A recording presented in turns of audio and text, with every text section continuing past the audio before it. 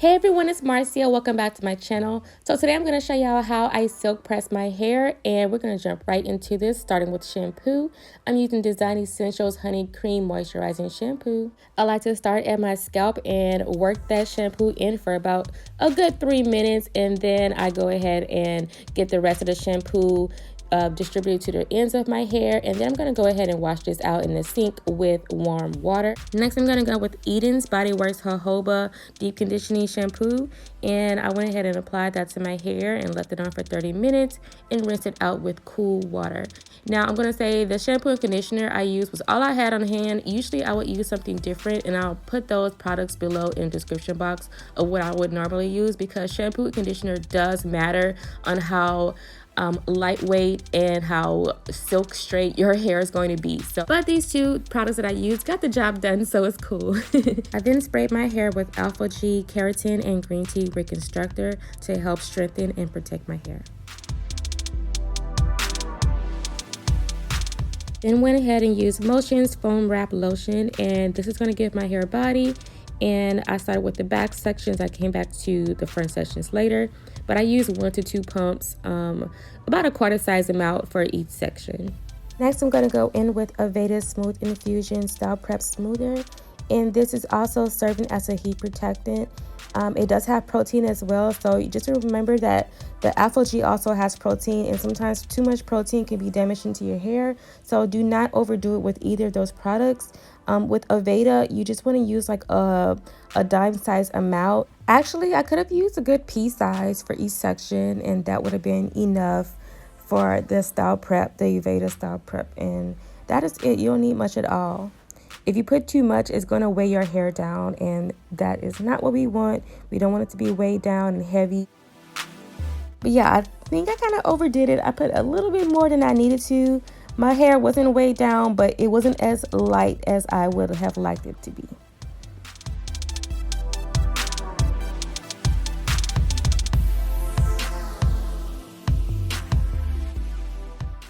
So after adding all the products, I just went ahead and twisted my hair and put my scarf on and let it air dry overnight. And here I am the next day, and my hair is about 95% dry. And now I just have to take my handheld blow dryer and stretch out my hair and give it a blowout before using the flat iron. By allowing my hair to air dry overnight, I'm reducing the amount of heat that most people would apply to their hair. So I don't like to apply blow dryers directly to dripping wet hair. So I just prefer to let it air dry overnight. That way, that is less heat that I'm giving to my hair directly.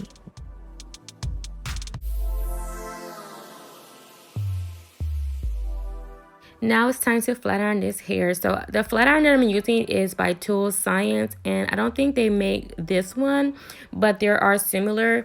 But the key here is to use a flat iron that is 1/2 inch. So I will put a link to a similar flat iron below in the description box. Try to get yourself a 1/2 inch flat iron, because if you have trouble with getting your roots very straight, you need to get a 1/2 inch flat iron, because it gets closer to the scalp. Just be careful not to burn your scalp, but it gets closer to the scalp than larger flat irons do. And usually I will use 2 flat irons. I'll use the 1/2 inch, and then I'll use a 1 inch. So the 1/2 inch I will use for my roots, and then I'll go back in with a 1 inch, because the 1 inch gives more body, but my 1 inch is broken. And maybe next time I flat my hair, I'll show how I use both. But that 1 inch will give more of a bone straight look. I decided to go back later and curl the ends, so I'll show y'all that at the end of this video. But that 1 inch though for those roots is just perfection. So definitely try that if you're having trouble with getting your roots to be very straight.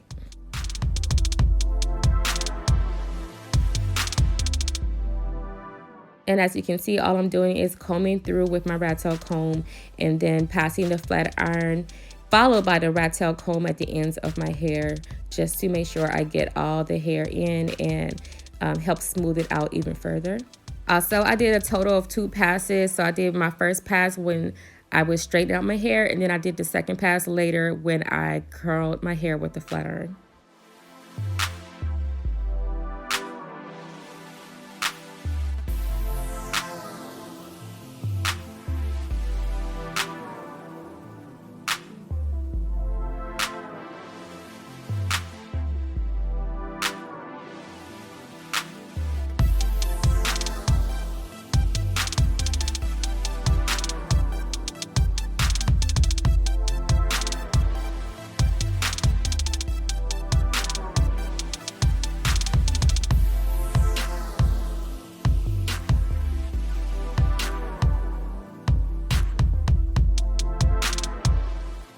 And I trimmed my hair about 2 weeks ago, and I didn't want to cut too much off today because I just trimmed it. So what I'm doing is just kind of brushing the ends a little bit because some of it was very, very uneven, and then some of my ends were still a little bit brittle. So I just went ahead and just kind of brushed the ends today.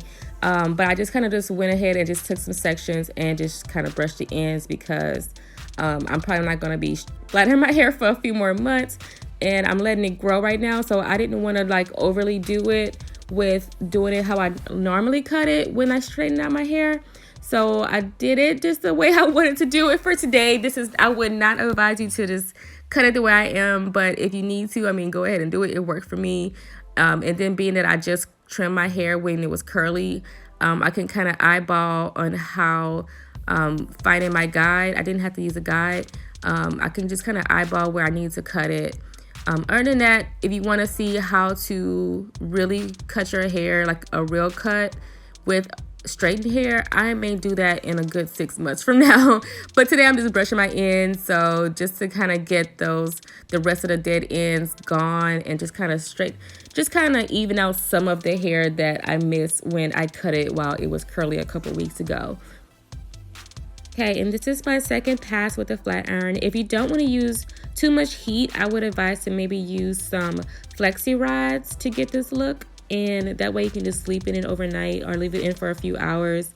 And then you'll get curls similar to this, if not better, because flexi rods are really, really good.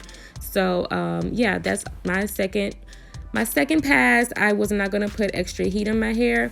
And when it comes to washing this out and kind of get my curls back, what I do is I wash my hair in a shower as opposed to the sink, because usually I will wash my hair in the kitchen sink. But I will wash my hair in the shower, and you want it to get very steamy in there, and that steam will help your curls to revert. So, and get the water as hot as you can tolerate while you're taking your shower. All right, so now I am done with the curls. I just went ahead and flipped the part to the other side, and that gives it more lift at the root. And that is it. Let me know if you would rock this style. I would say, like I said before, I would use some different shampoo and conditioner to get the perfection, but it came out pretty good. Let me know if you like it in the comments. And as always, thanks for watching my video. I'll see you in the next one. Bye.